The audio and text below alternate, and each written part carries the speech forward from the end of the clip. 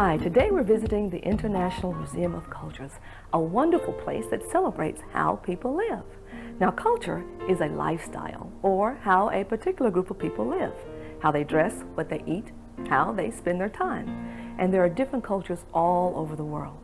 Well, the International Museum of Cultures, the IMC, is dedicated to showing each of us that even with our differences, people are pretty much the same. And while something may seem strange or mysterious in one culture, it can be a part of everyday life in others. As a matter of fact, that's why we're here today. You see this? I received this in the mail. It's a package, of course, and inside was this note and 3 mysterious items. The first one was this piece of rope. Now, when I saw this, I thought, hey, we're going to the rodeo. But then I saw this, and I'm thinking, maybe we're going to a barbecue instead, because at my house, we use these to make shish kebabs. You know, little pieces of meat put on this stick, little pieces of vegetables, place it on the grill. Good eating, baby. And then I saw this, a wad of clay. And the only thing I could think of then was wherever we're going, we're gonna have to wipe off the bottom of our shoes, definitely. And then I thought, hello, read the note, read the note. And the note said, the mystery of these 3 can be found at the IMC. Look long, look hard, look close. Similarities are what you'll see most. For things that seem different or new can open up a world of discovery for you. Well, needless to say, I could not wait to go to the IMC. I ran right down there, and guess what? It is so cool. You know what? I can't wait to show you what I found. Come on. Oh, and see if you can find the 3 mystery items.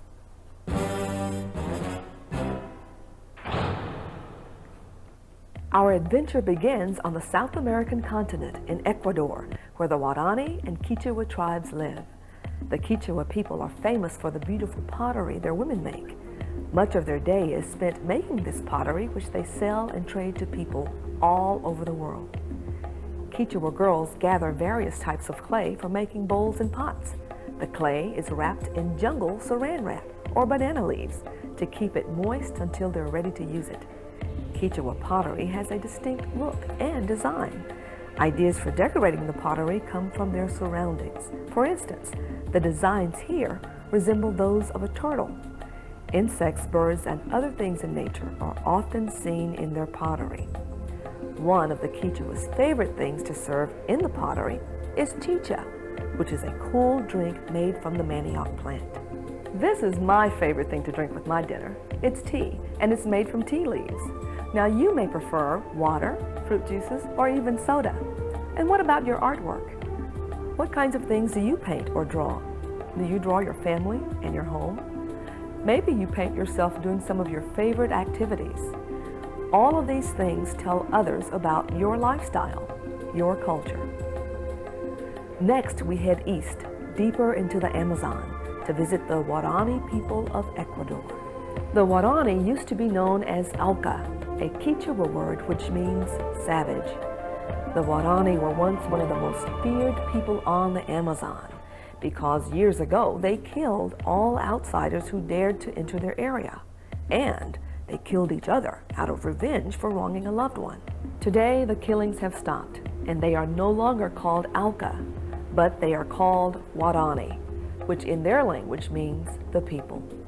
Living in the Amazon territory can be extremely hot, and like all cultures, the Guarani adapt their lifestyles and dress to the climate around them.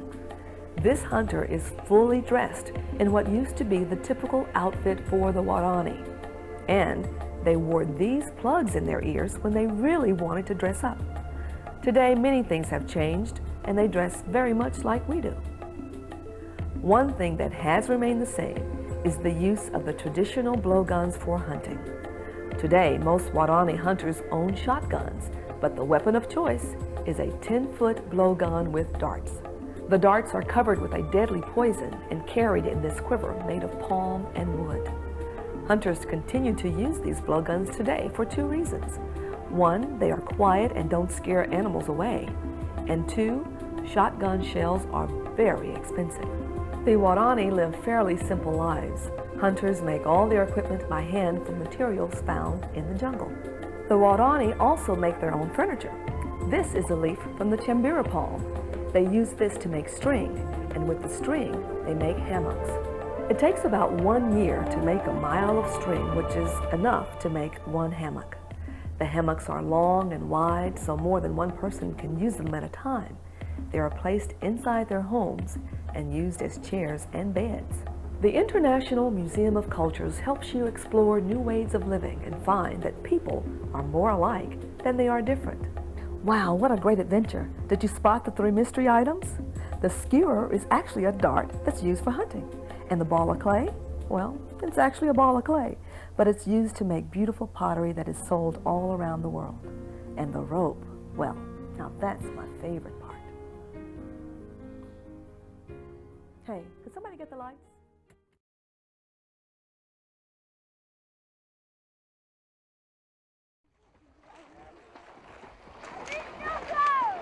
"60% of the Bolivian people are pure-blooded South American Indians. That is a higher percentage than any other nation on the continent. The Aymara-speaking Indians were the original occupants of the Altiplano. Then, the Quechua-speaking Incas moved in from Peru. Today, both the Aymara and the Quechua languages are widely spoken in the countryside. Spanish is the language of the city, of business, of government. But all 3 are considered official languages.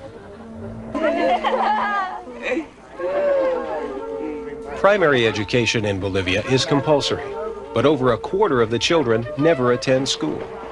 That results in an adult literacy rate of less than 75%, the lowest in South America.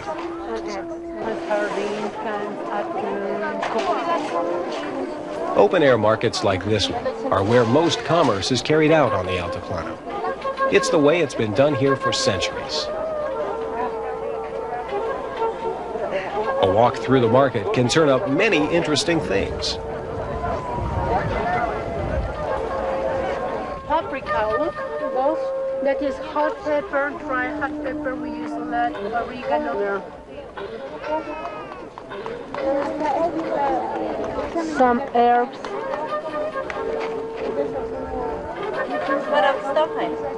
The market is not only a place to trade goods, it's the place to socialize and get the news and gossip.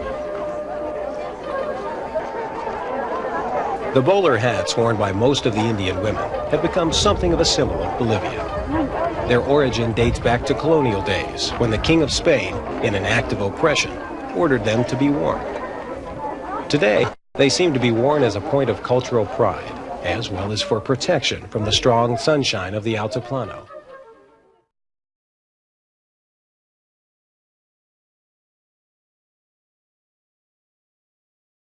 For most Peruvians, social life is distinctly family-oriented. An individual alone is inconceivable to the average person. An unmarried adult is unthinkable. A typical household might be several siblings and their spouses and children. They may own animals separately, but they work the land together. Each member contributes his unique skills for the group's well-being. There is little regular socializing outside of this extended family circle. Typical family dwellings can be found scattered throughout the sparsely populated Selva lowlands. The thatch-roofed houses are usually constructed above the ground on poles to protect from floods and unwanted pests. Even deeper into the jungle, we find the indigenous Indian tribes which have always inhabited this area. These men are members of the fierce and warlike Jivaro tribe. Jivaros were popularized in Hollywood movies for their poison blowguns. Very accurate at short distances, the blowguns are still used for hunting small game. The Jivaros subsist in the jungle by gathering fruits and nuts and practicing slash and burn farming. That means the land is left to grow back and renew itself after a few crops are harvested. They also take fish from the rivers.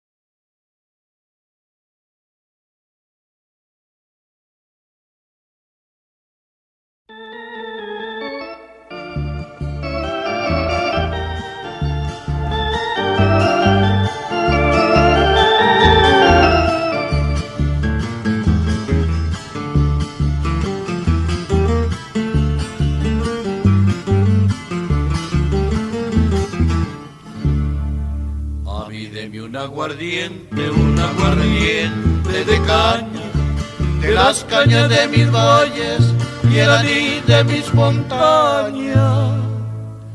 No me dé trago extranjero, pues caro y no sabía bueno, y porque yo quiero siempre lo de mi tierra primero. Ay, qué orgulloso me siento de haber nacido en mi pueblo.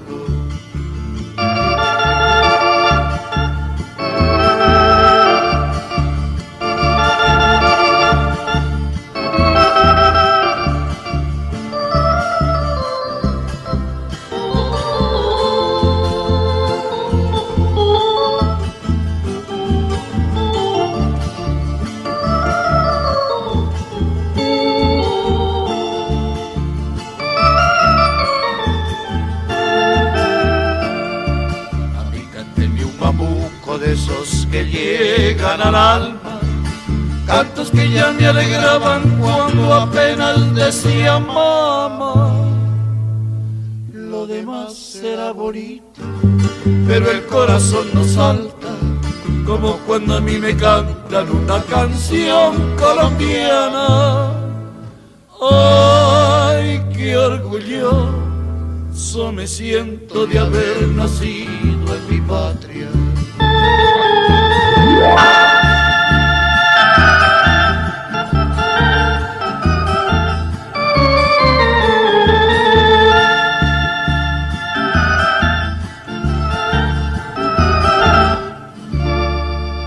Y para mí una muchacha perladita morena, una mona de ojos claros de suave piel montañera. Muchachas, música y trago de la sierra de Emiliano. Ay, qué orgulloso me siento de ser un buen colombiano.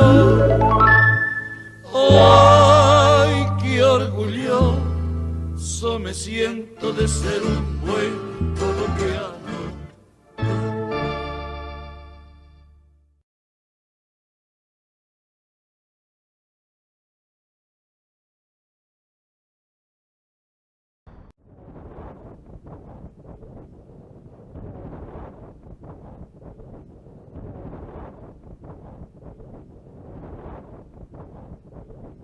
La naturaleza no tiene dueño.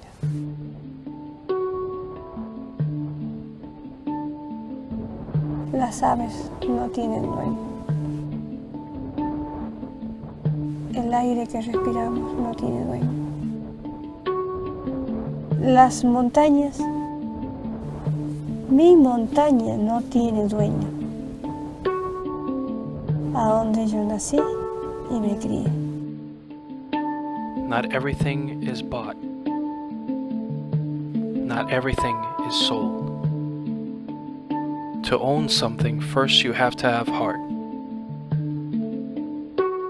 At least this was taught to Lily and Nelson from their great parents and the great parents who have lived for thousands of years in northwestern part of Argentina. They are known as the Diaguita Cachaquis tribe.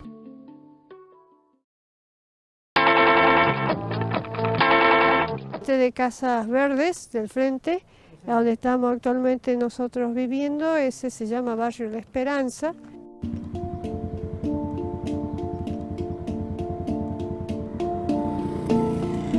Each sunrise is the beginning for these members of the Diaguita Cachaquis tribe, the struggle for the most basic survival.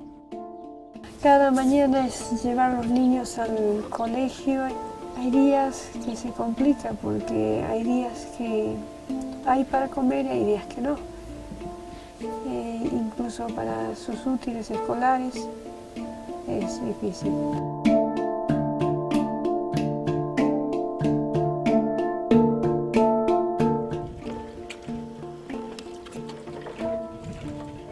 Está sucia el agua por la tierra de acá dentro. This tank provides water to more than 500 families who have been forced to live in this neighborhood. Lily has had to adapt. She and her husband make their living as tour guides to the few curious who dare to venture into the magic mountain of the Diaguitas. On her way, she gathers together strange flowers and fruits.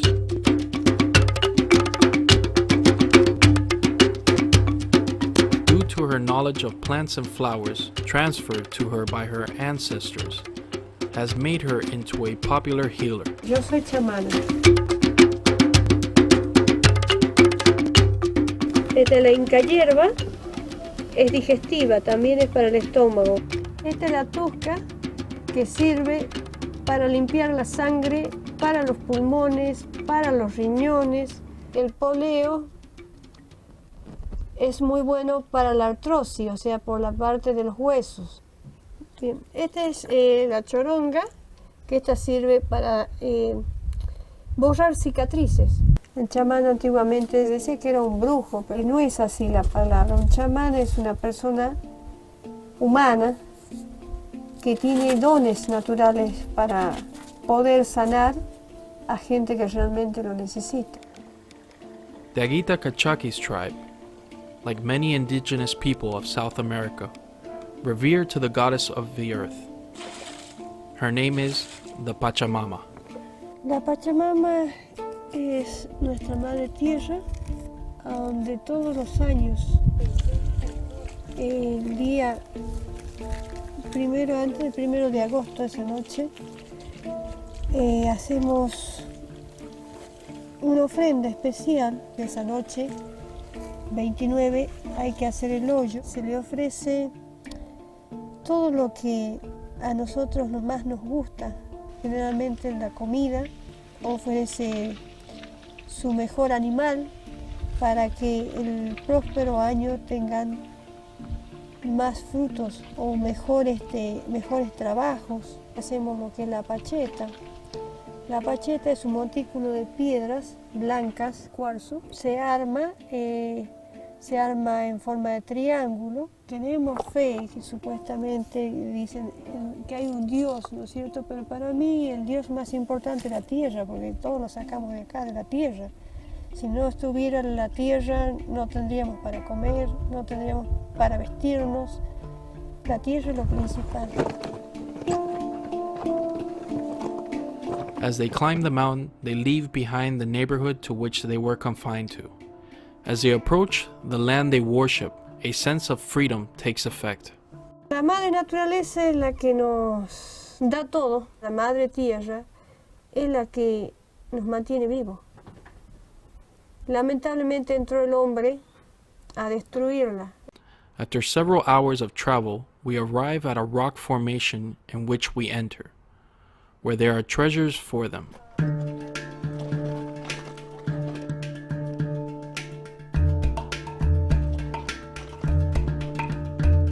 Bueno, acá tenemos algunas de las pinturas de la comunidad de Diaguita y pinturas más o menos más de 500 años. Tendremos una víbora, ¿sí? Que la víbora significa traición. El suri petizo es abundancia. Y luego tenemos el cóndor. En sueño, reencarnación, y a la vez también es como que vas a ir a inmigrar a otra provincia. When we reach the elevated caves, something unexpected happened. Como estoy apreciando, sacaron parte de las pinturas. Es algo único y que te lo destruyan no es bueno. Para mí es la cultura. Para otros no les interesa nada. La cultura se la lleva acá adentro. No es demostrar, sino hay que llevarla. Que es todo lo que nos dejan nuestros ancestros y bueno, hay que aprenderlo a valorar. Cada uno tenemos un pedacito de lo que nos dejan. Y ese pedacito, si lo destruyes, no sos nada. The third family house has no roof. Still, life goes on. Nelson works as a craftsman, honoring the ancient Cachaquis Diaguitas craftsmen, renowned for their art. El barro se les trae de a 50 kilómetros de la quebrada de Cafayate.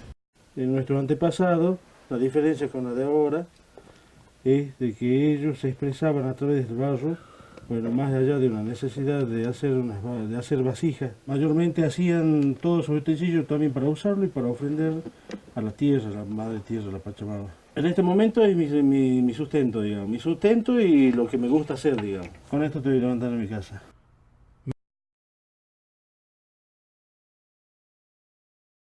The vast majority of the Venezuelan people are of mixed heritage, called mestizos. About 17% of the population are white, and 10% are black. Native South American Indians that remain unmixed make up only 1% of the people. Almost everyone speaks Spanish, and most profess the Roman Catholic religion.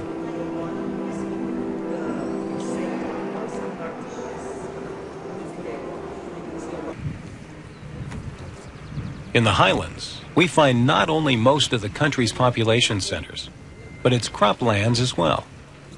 Before the discovery of oil, agriculture underpinned the economy. Coffee used to account for over half of the country's export earnings. Today, it's still the most valuable cash crop.